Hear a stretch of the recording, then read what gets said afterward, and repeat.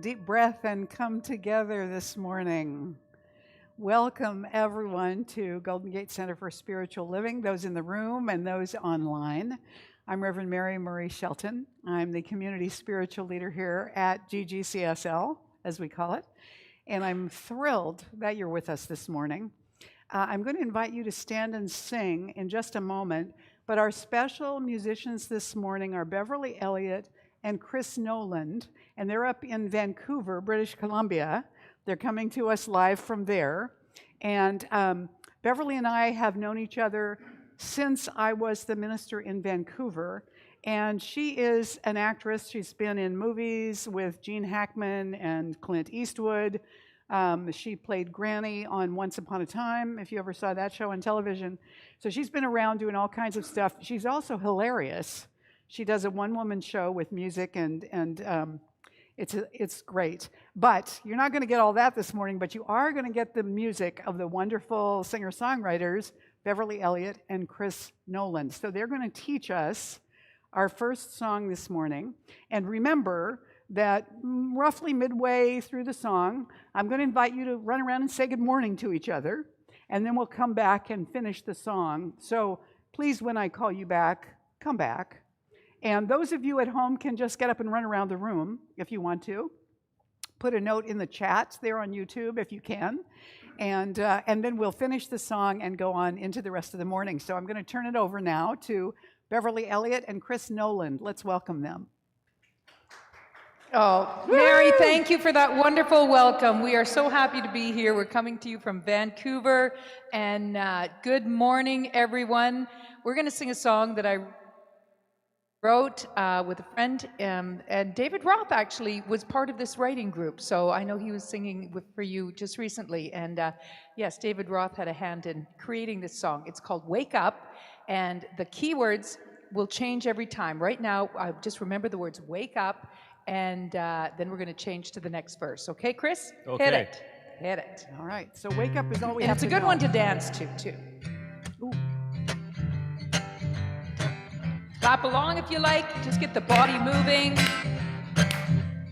Here we go. Wake up. Wake up, wake up. There's a new day waiting here. Wake up, wake up. Let possibilities appear. Turn your empty glass into an overflowing cup. Here we go. Wake up, wake up. This time it's let go, let go. Let go, let go of everything you think you know. Let go, let go. Gotta make some room to grow.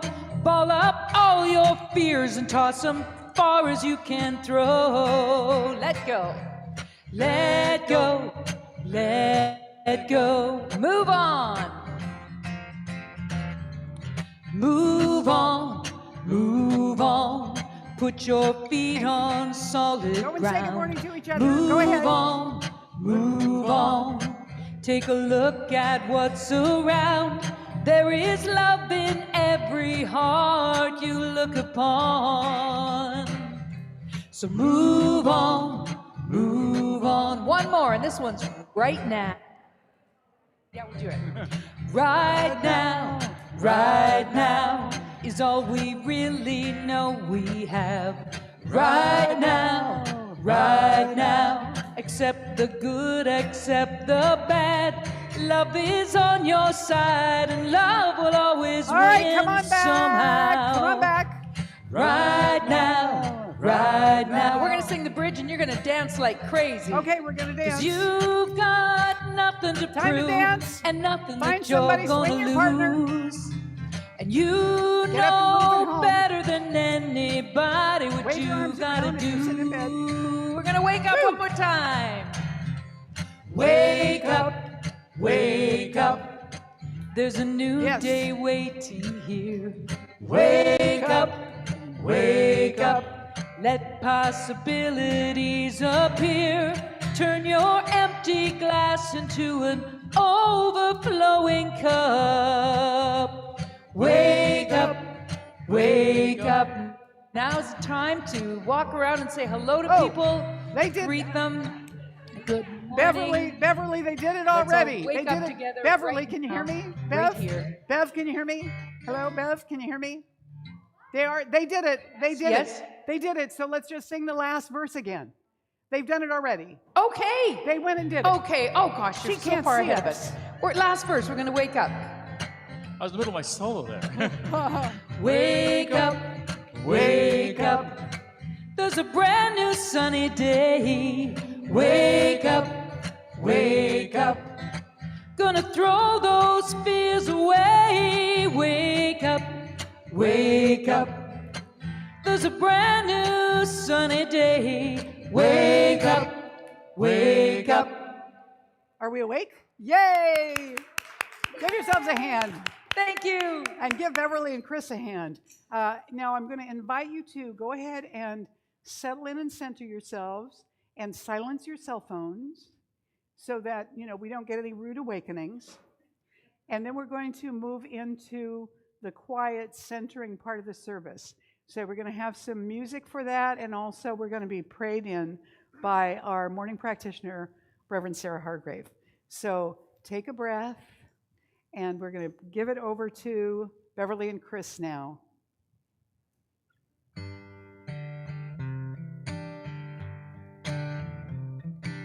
You are sacred love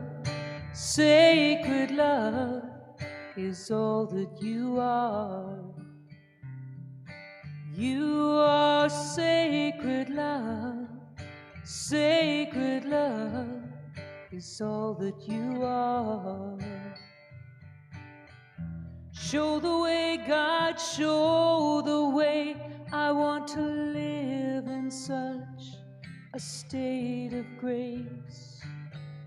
Lead the way, God, lead the way. I want to live in such a holy place. Such a holy place.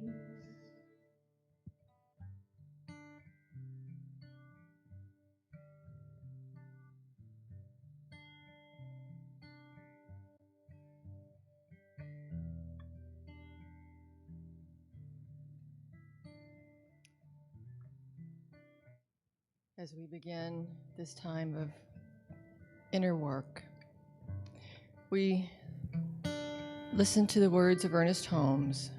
Thoughts attract what is like itself and repels what is unlike. We are drawn toward those things which we totally image. So I am knowing right now that in this sacred time, we are open to the wisdom of Spirit, flowing through us, as us, in us, into the world, blessing ourselves and blessing others, and opening our physical selves to the healing love of Spirit, so that anything that is out of harmony is harmonized and healed for our greater good. And we know that we are guided and directed as to what to do and not to do each moment of our lives. So we accept this is done already complete in the mind of God and simply waiting for wonderful reports and delightful surprises.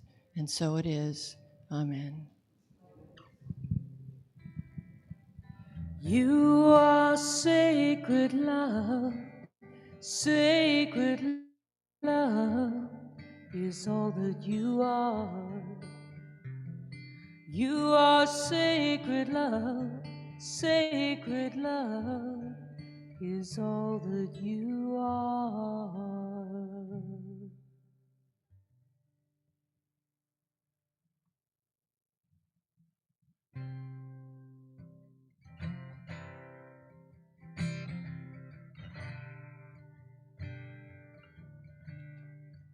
Do you believe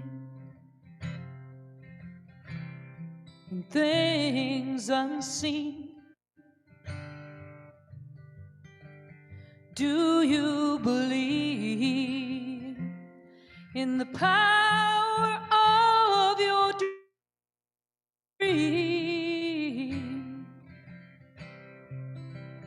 When a dream must be laid to rest, do you believe God knows best?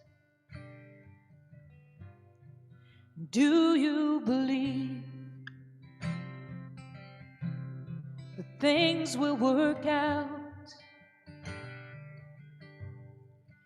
Do you believe beyond a shadow of your doubts? When you're praying as hard as you can, do you believe in God's plan? Do you believe? Do you believe?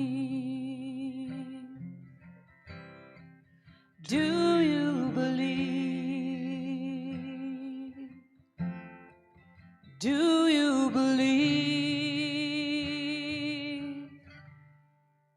Do you believe? There's good in the pain. And do you believe in the rainbow after the rain? When you're feeling so empty inside, like the well has run dry, do you believe? Do you believe? Do you believe? And do you believe? Now door after door keeps on closing, and you feel like there's nowhere to turn, but God always leaves a window wide open. Can you believe in the lessons you've learned? Do you believe in things unseen? And do you believe in the power of your dream? When you're questioning all that you knew, can you believe in God's truth? Do you believe? You know I do believe. Do you believe? I do believe, I do believe. Do you believe? I really do, I do believe. Do you believe? Oh yeah. Do you believe? I really do, I do believe. Do you believe? Do you believe? And do you believe? You know I do, I really do believe.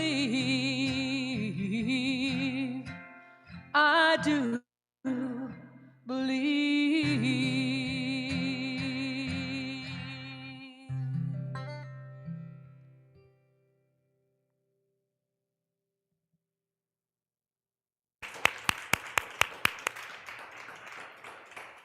Thank you. Thank you, Beverly and Chris. Ooh, we'll have them back a little bit later on. That's a good question. Do you believe? And when we enter into that question, sometimes we discover that maybe what we assumed or hoped or thought was going to happen is not exactly what happens. In fact, most of the time, that's true. So as Amanda and I recently took a vacation to Mexico, so I heard about a couple of priests, also clergy members, who could use a vacation.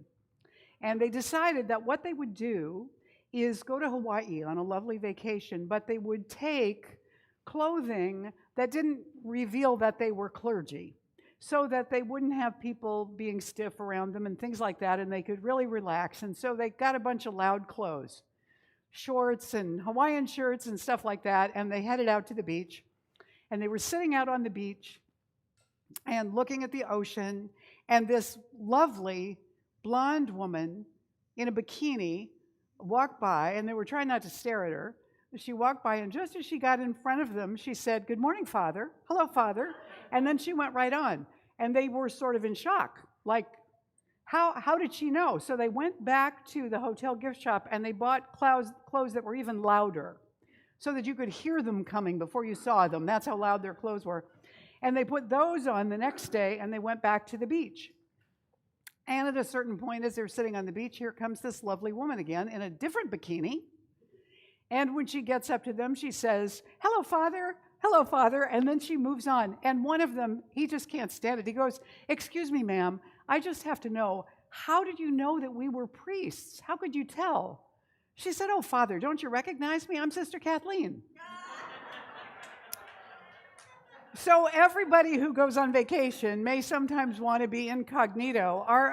We had a wonderful leader in our ministry a number of years ago, Reverend Dr. Peggy Bassett, and when she went on vacation and people asked her what she did, she would say, "I'm in marketing." So sometimes we want to be incognito, but we aren't necessarily. Sometimes we want to keep something under wraps, but because of consciousness, it shows up anyway. Sometimes the things we most want to keep from people are the things that they already know, but we don't want them to know, and so we pretend that they don't know. Or maybe we think they really don't. I have a really close friend that I went to college with who spent a lot of time to get ready to reveal to me, which he finally did, that he was gay. But I knew that. And so when he told me, I said, "Yeah, I know." And he said, "Well, why did you make me go through all this to try and, butter you up and get you ready to hear this news?" And I said, "I don't know. I thought maybe you needed the time to actually say so." So when we enter into our experience of life, sometimes what happens is that what we deeply know or believe to be true is what shows up in our lives. And every time it shows up in our lives, it's a reinforcement for what we already believe. So we're talking this year, this 2022, about living from the heart of wonder.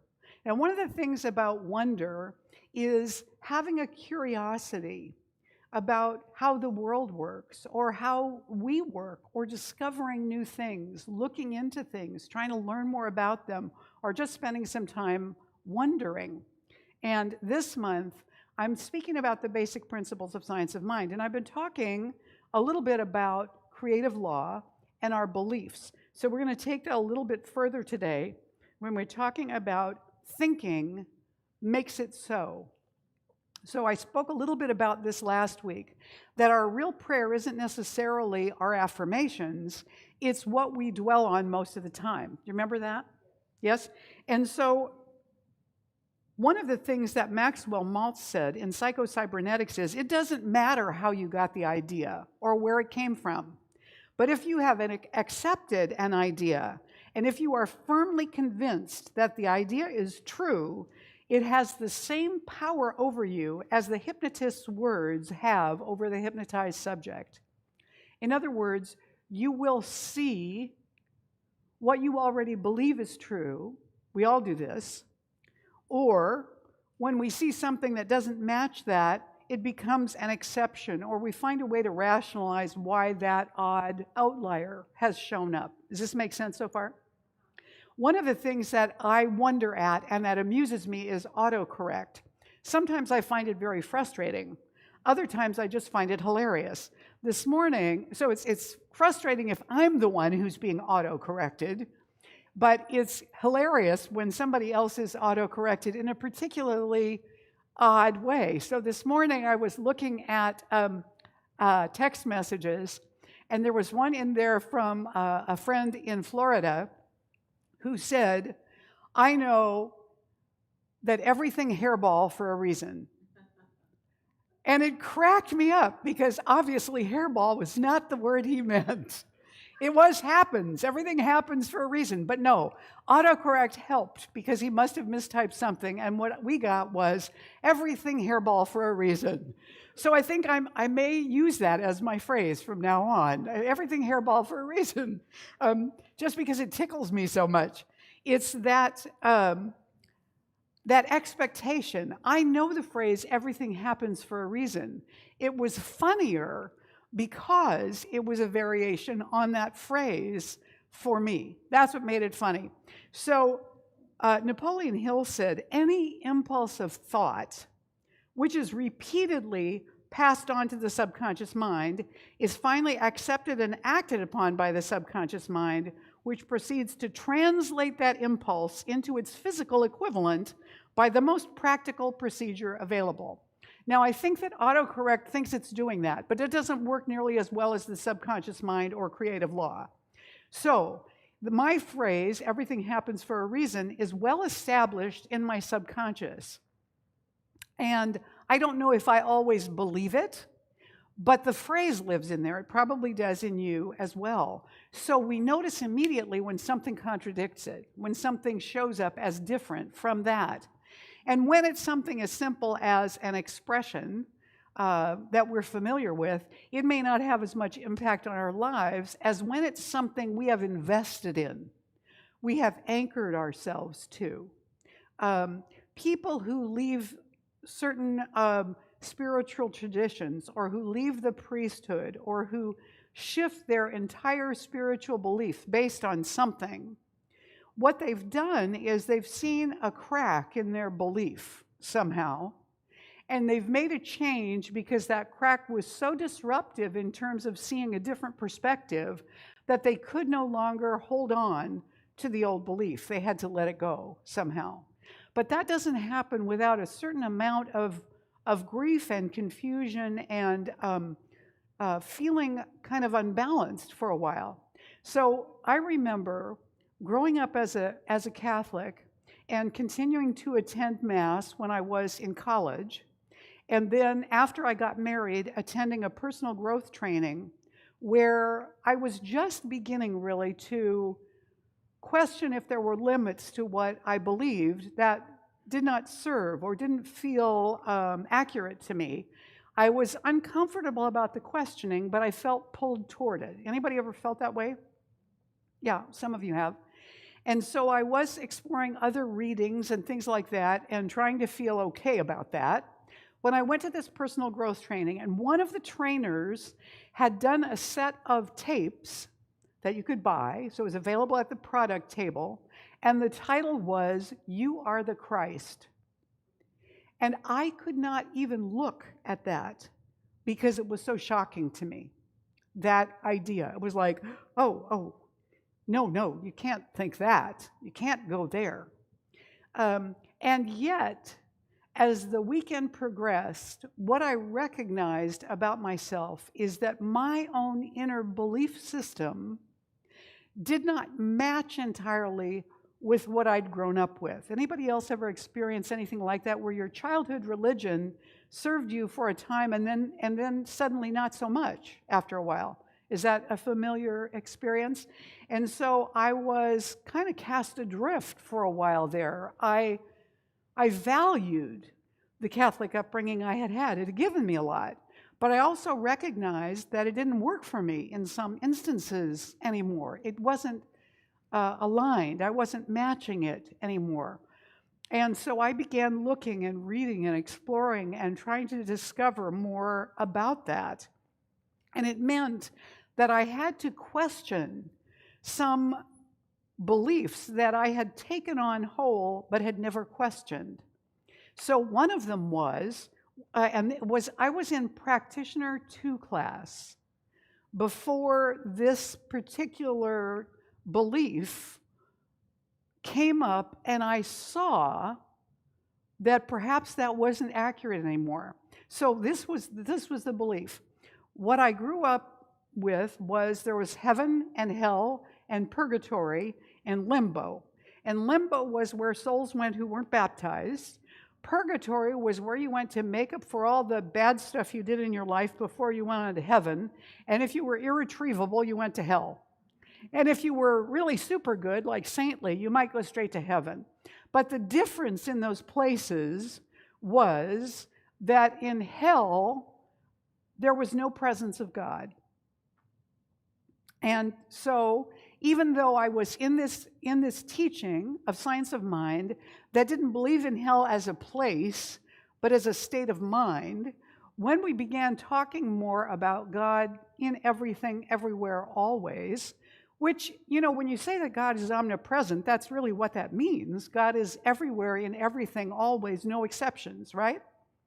And yet, I had grown up with that idea of omnipresence and the contradictory belief that God's presence was not in hell.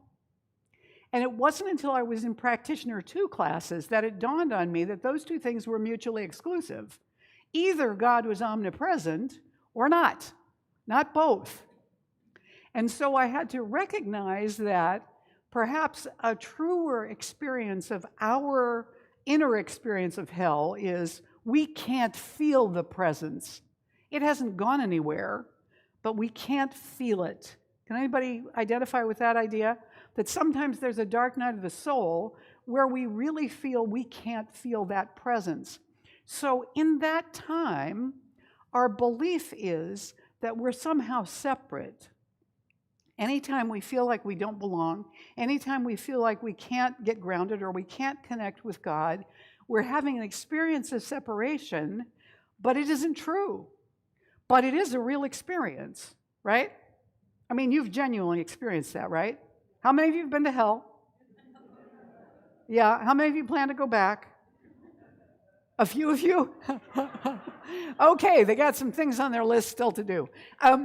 You know, here's the thing. There will be times in our lives when we will experience a sense of separation or discomfort or imbalance that may feel like we've lost our contact with God. We can't find the presence of infinite intelligence and love no matter what we do. And that is a hellish feeling.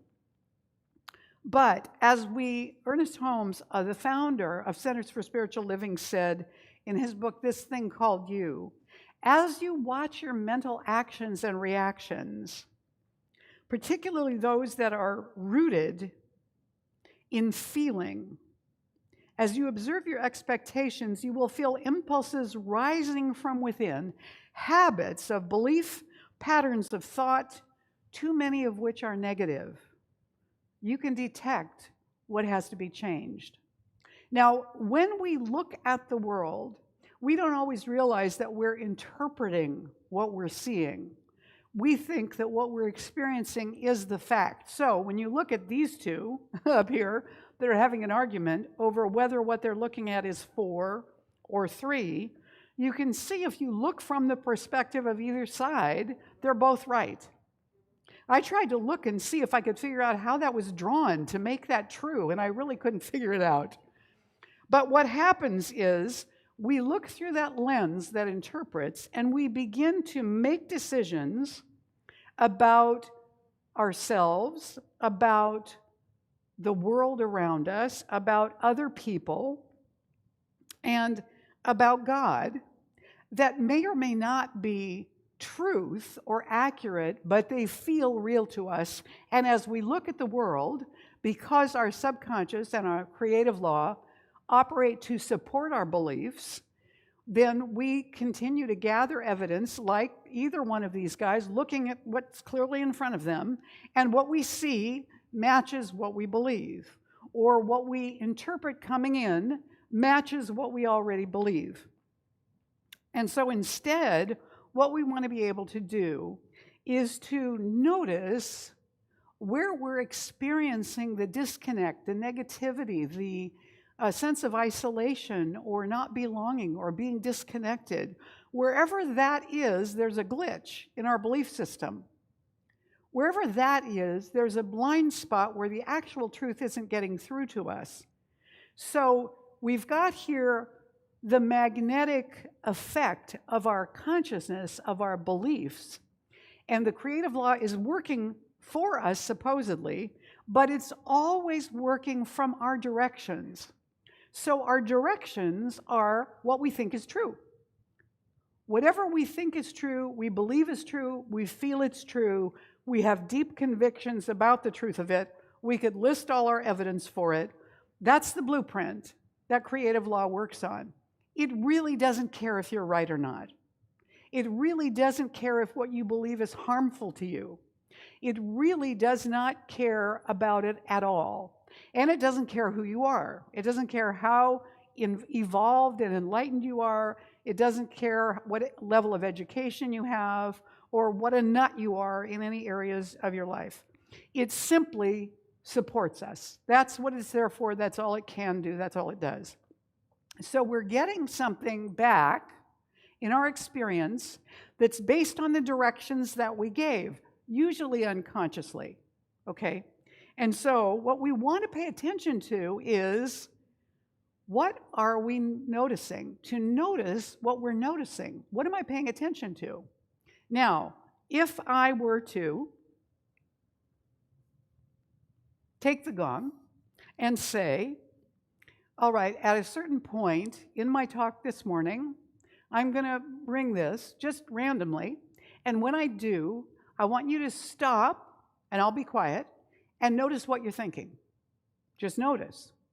You don't have to change it or anything. Just notice what's going on in your mind, okay? Do I have agreement on that? And you too, who are watching online, I want you to do the same thing. Because Thomas Edison said, nearly every man who develops an idea works it up to the point where it looks impossible.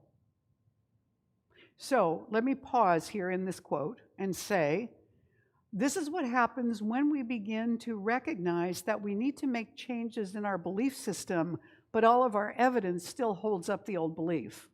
We know it needs to be changed because we feel unhappy and disconnected and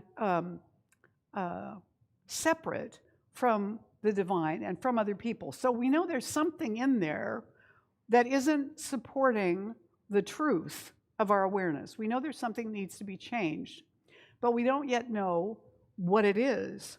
So when it looks impossible to make a change, or when we can't figure out how to make the change, then, Thomas Edison says, when we get to the point where it looks impossible, then we get discouraged. He said, that is not the place to become discouraged. So what we want to be able to do instead is to persist through the discouragement, to continue to practice looking for and calling forth the new belief, even when we feel like we're not making progress because we give up too soon. Does that sound true for anybody listening? Yeah? You've had that experience? William Danforth wrote a book called I Dare You, and in the book he said, when Henry Ford wanted to get an unbreakable glass for his new models, his new cars, he wouldn't see any of the experts. They knew too many reasons why it couldn't be done.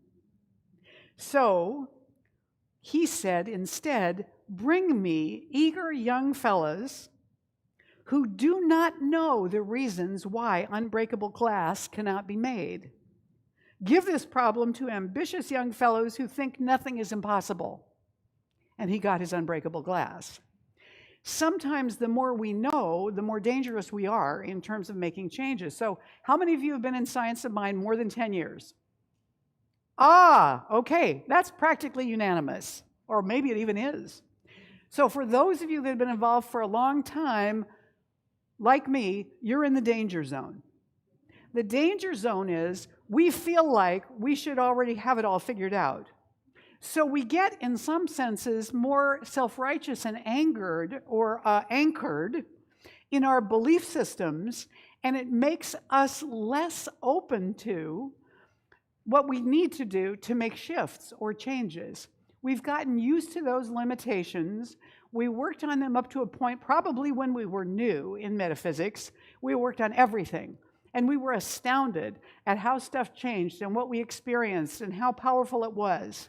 And then we hit the tough stuff. the stuff that was going to take a lot longer to really shift because we've been cultivating it our entire lives. And some of that stuff we worked on for a while and then we just kind of let it go. Well, that's just how it is. That's just how I am. That's just how life is. That's what you can expect in this situation. Now, there's probably a degree of realism in there, but also it anchors us in limitation in a way that perhaps we do not need to be anchored. So the giving up too soon is a danger with experienced metaphysicians, because not only do we think we should know already, we also think, I've been doing this for a while, so I should get results faster. I should get them right away. I shouldn't have to work on something for such a long time and remember to work on it. It should change for me.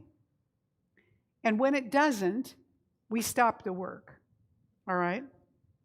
So instead, what we want to recognize is that we can use the law better than we have been.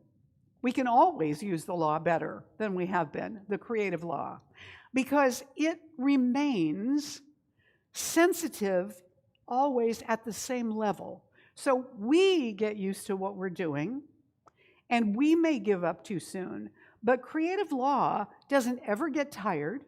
It doesn't ever figure out, oh, here she goes again. I'm not going to bother to listen to that because she doesn't really mean it anyway. Creative law doesn't do that. The subconscious mind doesn't know that. It has no sense of humor. It has no doubt. It has no cynicism. It just follows directions. That's all it knows how to do. So Holmes says in this thing called you, to realize that God is ever present, ever available, is to know that all the wisdom, intelligence, and power of the universe is right where you are. All the wisdom, intelligence, and power of the universe is right where you are. Your word is power when you know this. This is why it is done unto you as you believe. Change your belief and you can change your world. Don't let anyone tell you this isn't true. Those who have never tried it know nothing about it. Don't argue with them. Let them alone. This isn't about trying to fix anybody else. You know, how many of you can see what somebody else is doing wrong? How many of you are able to notice that? When somebody else is doing it wrong, talking about it wrong, you know, right. We've been in metaphysics a long time. We recognize negativity when we hear it. We know that they could do better and they should do better, but it's much harder to catch it in ourselves because we've already rationalized it, you see, and it makes sense to us. We've created a logical fallacy for ourselves, I guess you could say. Ralph Tuckman used to be the minister of the church in Pasadena, I believe. And way back when I was a brand new minister, I had subscriptions to the newsletters from all these different churches. And I used to get the one from the Pasadena church where Ralph was the senior minister. And he was much older than I was. He'd been in the ministry for a long time. And he had a story in one of his newsletters where he used this quote: "All the water in the 7 seas cannot sink a ship unless it gets on the inside." And then he said, "All the pessimism, cynicism, and negativity in the world cannot sink you unless you let it in and permit it to lodge itself in your consciousness." So when we are experiencing a glitch in consciousness where we're feeling separate or unhappy or disconnected, perhaps we need to look and see where we have allowed some negativity to lodge in our consciousness, to make itself at home, where we have entertained it as a reality, small r reality, that we can't affect or change. You know, we may not change the world. What we're doing is not trying to change the world, but trying to change our experience and belief about the world. And as we do that, the world shifts. Not because we're trying to change the world, but because we're trying to change ourselves. And that's where changing the world begins. That's how it actually happens. So in Centers for Spiritual Living, when we talk about the vision being a world that works for everyone, then every place that we believe the world can't work for everyone is a place where we can work in our inner consciousness to imagine the possibility, to begin to imagine in small ways what that would look like, what it would feel like, how we would respond to it, how others would respond to it, and to dwell on imagining that a little bit. Now, sometimes, for those of us who are very practical, that seems like fantasizing, wishful thinking. Like, why bother? The bother is because the subconscious mind is still producing what we're anchored in, which is our belief that the truth is that it can't change and that it won't change. So the place to start is right where we are. So in order to have a new thought, our new thought teaching says change your thinking, change your life. But unless we have a new thought, nothing's going to change. So the first thing we need to do is refuse to quit. Refuse to quit when what we're cultivating and planting and working with doesn't seem to be producing any results. Just be as stubborn as you are in other areas of your life and refuse to quit. How many of you have ever had anybody tell you that you're stubborn? Tell me, how many of you have ever? I used to be married to a fellow who would sing to me, "Or would you rather be a mule?" Because he was, in that moment, frustrated with the level at which I was being stubborn. I did not like it when he did that, but I have to admit, he probably had a point. All right? So the next thing is to expect awkwardness. When we are working on something that has been lodged in us for a long time, we're going to go in fits and starts. Sometimes we'll be really good at making that change. Sometimes we'll forget completely that we were trying to make a change. And sometimes it'll occur to us and we'll think, oh, forget it, I'm not working on that. So we go about it in fits and starts. We're not smooth at it. And as metaphysicians, we like to be smooth. We like to be elegant. We like to have it together, right? We want to be in the groove. So we have to be willing to expect and allow for awkwardness.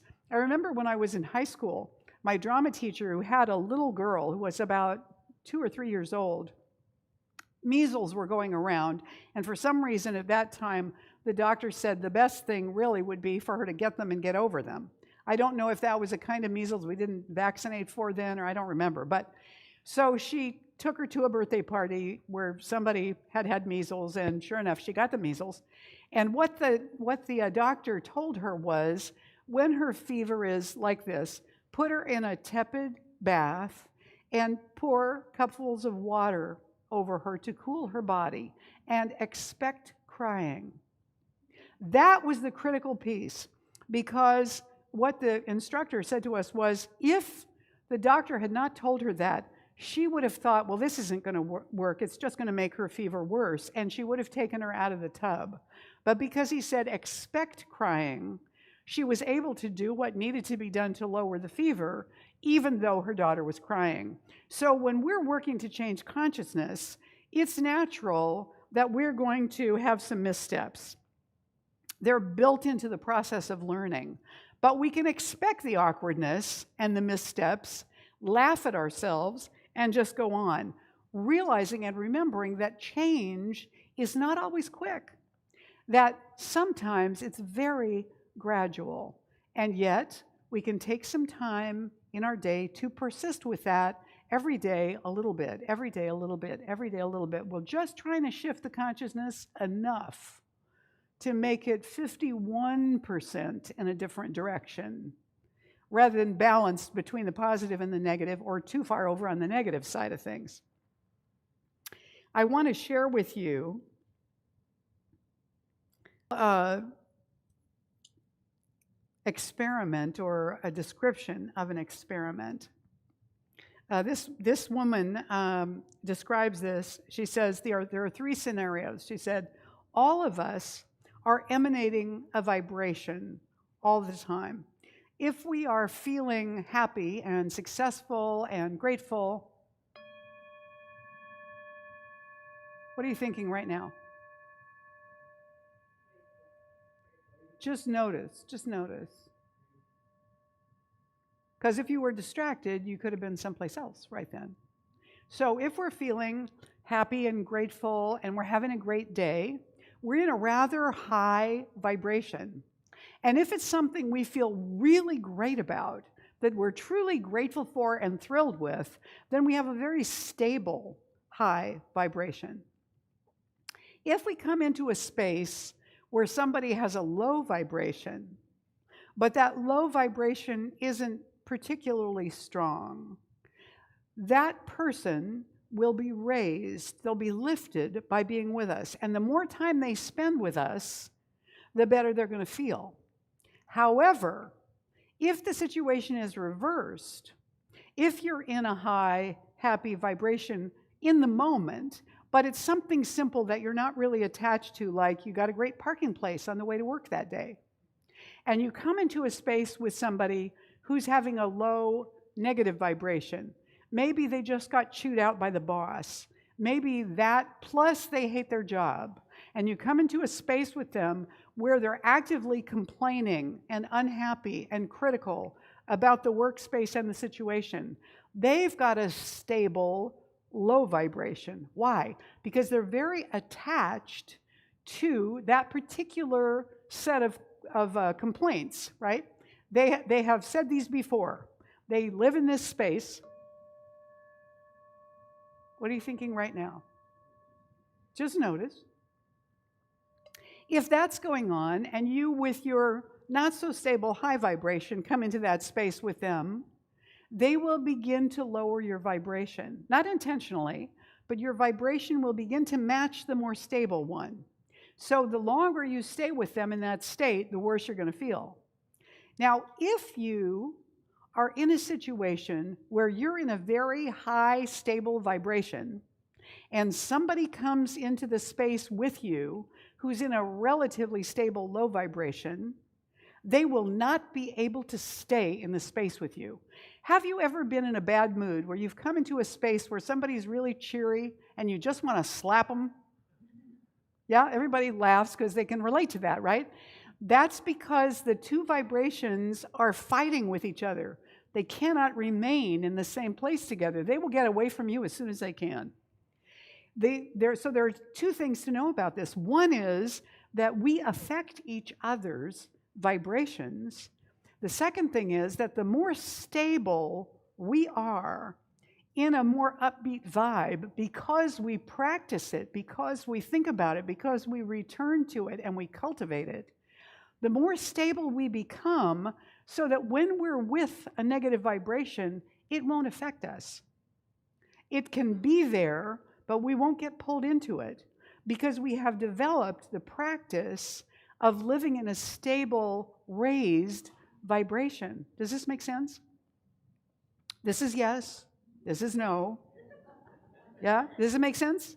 So what we're doing here with this practice, in saying that what we want to do is not give up, expect awkwardness, know that missteps are the norm, they're built into the process, and recognize that change is gradual. Knowing all that stuff, we can start right where we are and begin to make a commitment to ourselves to stabilize our vibration at a little higher level than it normally is, so we can begin to think upward just a little bit. We begin to catch ourselves when we're going into negativity and find something slightly more positive to lift our awareness to. What are you thinking right now? Don't tell me, just notice. See, a few weeks ago, I invited you to set an alarm on your watch or on your phone that would go off periodically at random, and to notice what you were thinking when that happened. Because that is sometimes how what we're really spending our time and thought on gets revealed to us. And oftentimes we're surprised by that, like, wow, I didn't realize that was bothering me so much and I was hanging out in that negative space so much of the time. That gives us a place to work. How can I up-level my attitude about that a little bit and then stick with that level the next time I think about it instead of going back down to where I was before? Because as we do that over time, those incremental changes help us to get back on course so that we are directed toward that higher, more stable vibration. So, now I want to invite you to stand and join me in the affirmation of the morning. And you might want to take a picture of this with your phone. And remember and recognize that the thoughts that go through our heads, we don't have to grab onto them, because none of those thoughts are thoughts that we originated. At least, not many of them. Most of them we caught from somewhere as we came into our lives, and we let them lodge in our consciousness. We entertained them. We thought about them more, and we adopted them as partly ours. But we don't have to think, at least of the negative ones, as belonging to us and claiming them. So let's say this. Thoughts happen. I watch them float through my awareness. They didn't begin with me, so I don't claim them as mine. I choose to meditate upon the thoughts I want to cultivate and harvest. Yeah, so this is our beginning point. This is our beginning point. Noticing where we've glitched in our consciousness and addressing that by lifting the thoughts around that. Go ahead, you can go ahead and be seated again. We're going to anchor this idea now together in this brief prayer. So I invite you to turn within and to drift your consciousness within your body to a place that's very comfortable within you.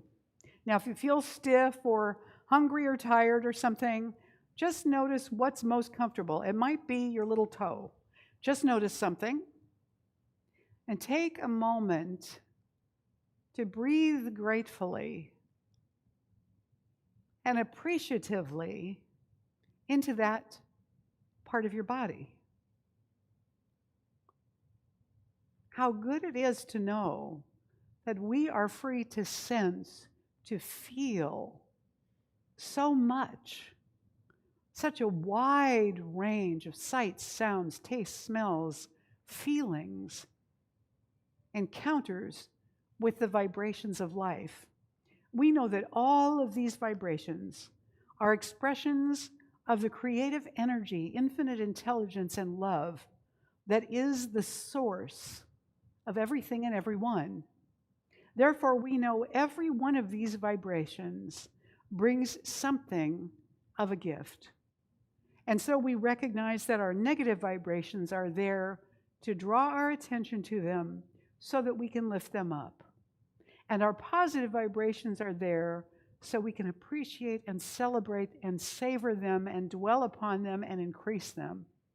We're grateful for this feedback from the body, from the mind, from the heart that supports us in truly inhabiting home, that sacred space of wholeness that is the truth of who we are. So we claim that awareness with gratitude for ourselves and each other right now. And we let go of the negatives that draw us down, at least the lowest ones. We let them go and call forth a lift in vibration around those, a lift in thoughts and feelings and attitudes around those, a lift in our repeated beliefs about those. And allowing the creative law to support us in this, we let this word go. We let this prayer go into that creative law, which always says yes, and we let it go and let it be. Let it be changed. Let it be changed. And so it is. Amen. All right. Thank you. So we're coming into, arguably, the most sacred time in a Sunday morning celebration. Now that may seem odd in terms of it being the offering, but what we cultivate in our awareness about the divine abundance that's been distributed to us individually is that we are the stewards of that, and it's our job to see how it shall be distributed. So everything that you use your substance for, your abundance for, no matter what it is, everything that you use it for, bless that. Every time you send substance out to any person, place, organization, any purchase you make, send it out with blessing. Let it carry that energy with it. And all that you have received, bless that as well. Let it carry its positive vibration of the gift that came to you, whether it was your regular income or something that was a surprise, or somebody took you out for coffee, or an old friend you haven't talked to called you, whatever it was. See if you can remember to bless all that you receive. So right now, we're doing that dual blessing. We're going to first bless what we're giving, and then what we've received as an organization. And if you want to text to give this morning, you'll see the number there on the screen, and you can do that. Just text to that number and the amount. But right now, we're going to join together in blessing what is being given and what has been given this week. So we say this together. This gift I give is God in action. I now send it forth to bless and to prosper. I know that everywhere it goes, it is creating a world living in love, one heart and one thought at a time. And so it is. And as the ushers receive the offering, we're going to go back to Bev and Chris, and they're going to sing for us right now. Thank you, Mary. That was so inspirational.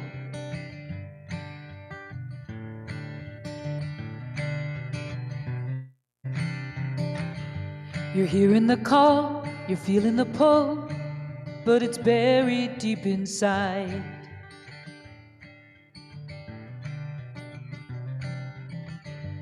When you were young, when you were brave, you used to try it on for size.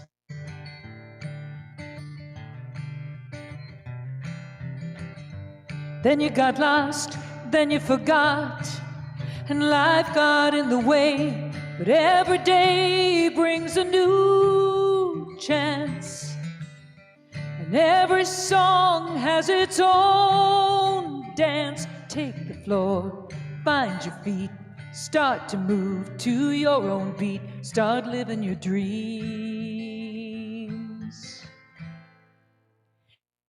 'cause they were meant to be.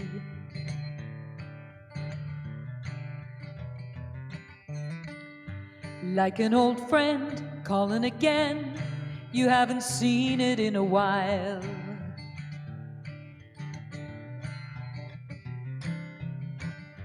Maybe you'll laugh and maybe you'll cry, but it's gonna make you smile.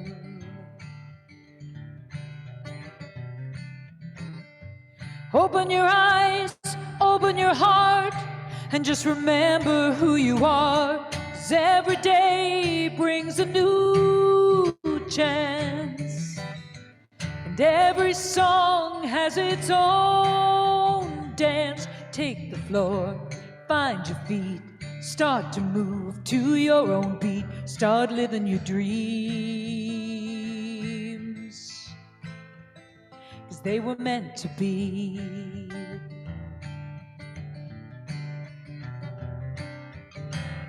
The time is now and it's still on your side. How much longer are you gonna hide? 'Cause every day brings a new chance, and every song has its own dance. Take the floor, find your feet, start to move to your own beat, start living your dreams. 'Cause every day brings a new chance. Your favorite song has its very own dance. Take the floor, find your feet, start to move to your own beat, start living your dreams,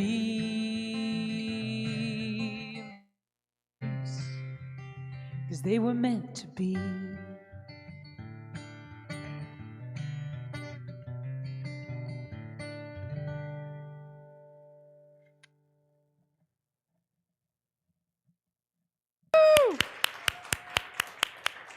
Love that. And so now, on behalf of all of us here at Golden Gate Center for Spiritual Living, we do oops, that's not going to work.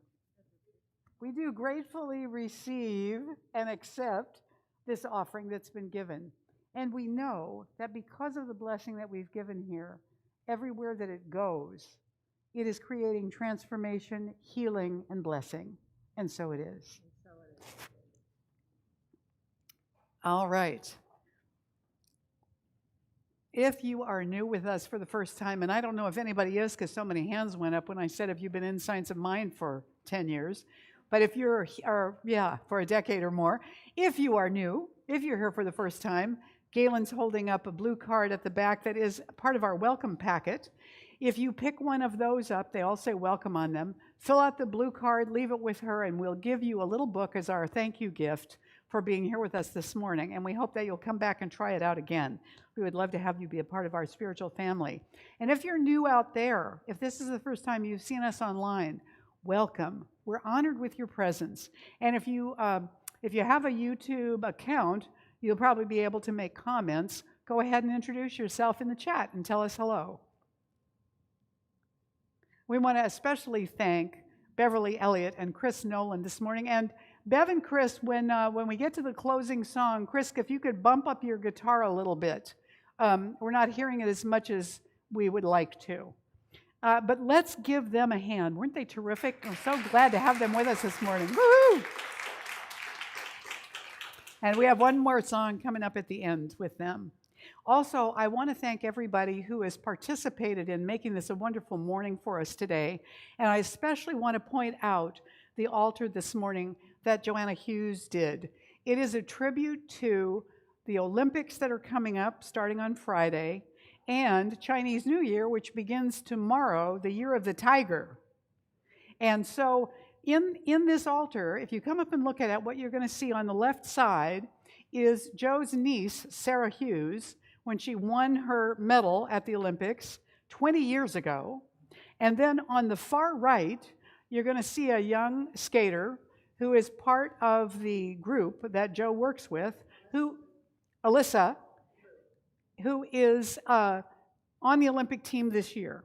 So there's a whole history up there of the Olympics that you can go up and take a look at, and also the tribute to Chinese New Year. So we especially want to thank everyone and Joanna for this wonderful stuff this morning.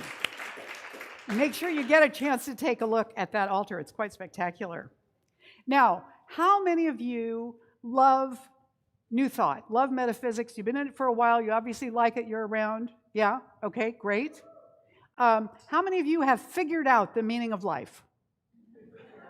Okay, Deborah has, you can talk to her, or if you would like to go more deeply into your experience of money, metaphysics, and the meaning of your life, this is the class for you.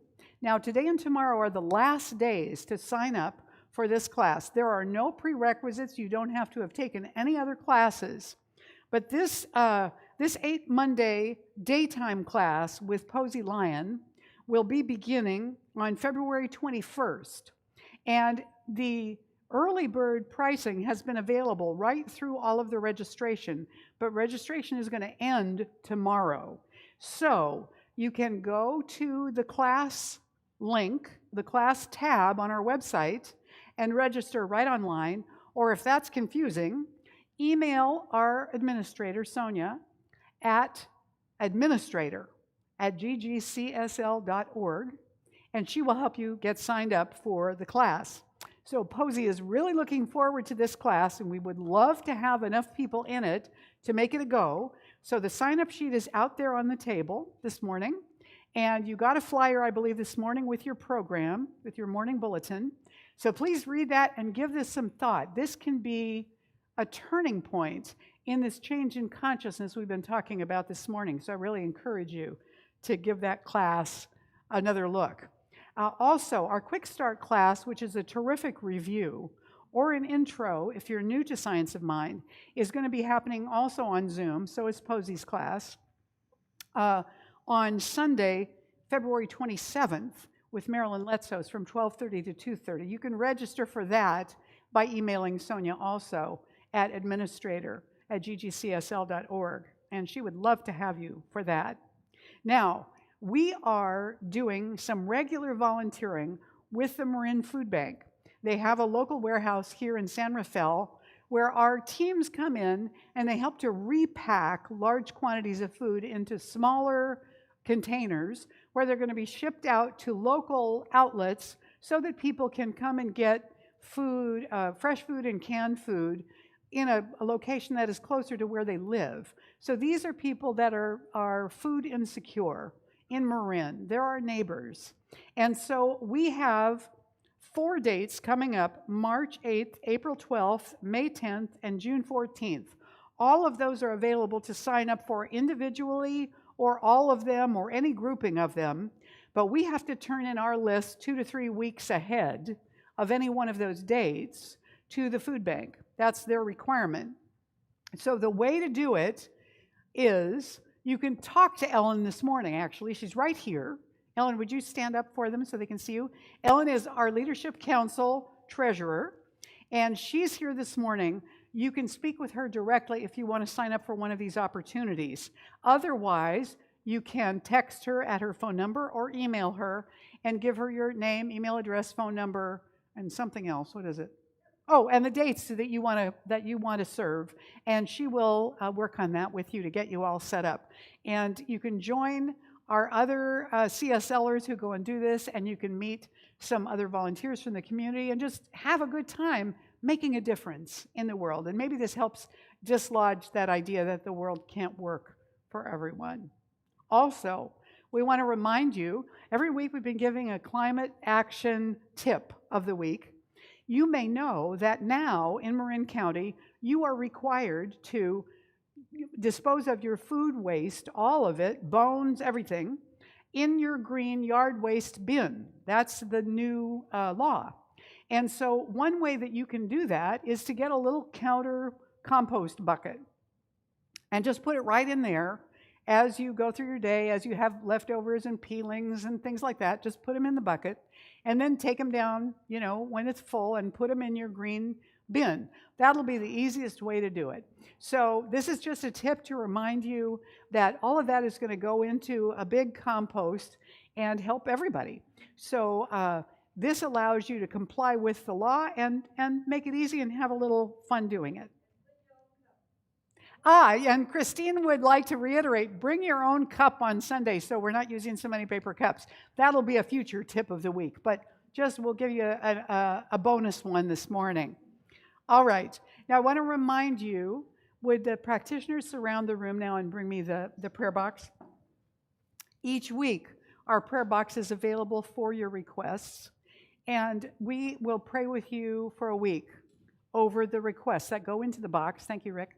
And the practitioners who are on duty at the table this morning, including Reverend Judith, who I didn't put in the thank you slide, they are available to pray with you immediately following the service. Now, what we know is that all of us have been in Science of Mind long enough to know that prayer works, particularly affirmative prayer, which is what we do in Centers for Spiritual Living. Prayer is powerful. If you have something heavy going on in your life, help is available. Get a prayer today. They're not long prayers, but they are effective and powerful. And if you want to have ongoing meetings with a particular practitioner, those are paid for sessions, but you can always talk to a practitioner about how to set that up. So please take advantage of your free option and also their availability to work with you as your practitioner. All right, now we're going to take a moment to join together in prayer. So close your eyes, center yourself in your heart, as we know right now that this morning is an expression of the infinite presence of God, and so are all of us in it. This is an atmosphere of love, of healing and revealing, of transformation and willingness to transform, to change, to grow. We are so grateful for the experience of life that allows us to go deeply into what it means to be in change, to be in growth and discovery. We embrace, allow, and welcome that process. We cooperate with it, and we allow ourselves to be open to what is revealed to us so that we can go deeper and go higher and learn more and be increasingly fulfilled in our experience of life. We know this is possible. We know that in the law, as we send this forth, it is already occurring. And we're grateful in advance, letting go again and again into the law to keep that manifestation shifting and changing and bringing us that increasing good, that increasing awareness of wholeness and uplift. Claiming this for ourselves and each other now, we let this word go into the law, and we simply rest and let it be so. And together we say, and so it is. Yes, yes. Now please stand and join us for the benediction and the closing song.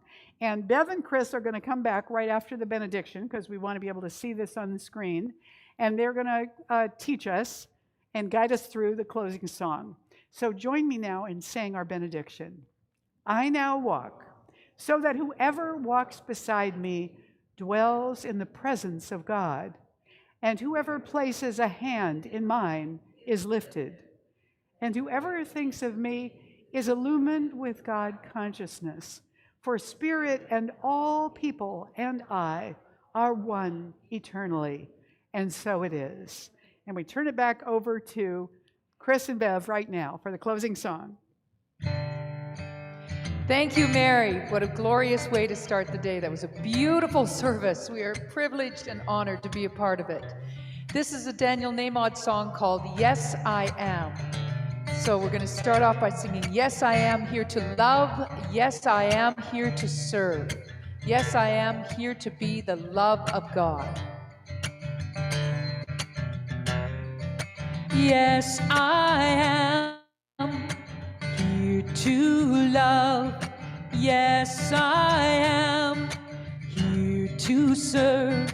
Yes, I am here to be the love of God. One more time. Yes, I am. Yes, I am here to love, to serve. Yes, I am here to serve. Yes, I am here to be the love of God, my God. And I know forevermore, and I know forevermore that I am love. Yes, I know. Yes, I know forevermore that I am love. Yes, I am here to learn. Yes, I am here to learn to live. Yes, I am here to live. Yes, I am here to be the love of God. One more time to learn. Yes, I am here to learn. Yes, I am here to live. Yes, I am here to be the love of God, my God. And I know forevermore, and I know forevermore that I am love. Yes, I know. Yes, I know forevermore that I am love. Yes, I am. Yes, I am here to love. Yes, I am to serve. Here to serve. Yes, I am here to be the love of God, my God, of God, my God, of God, my God.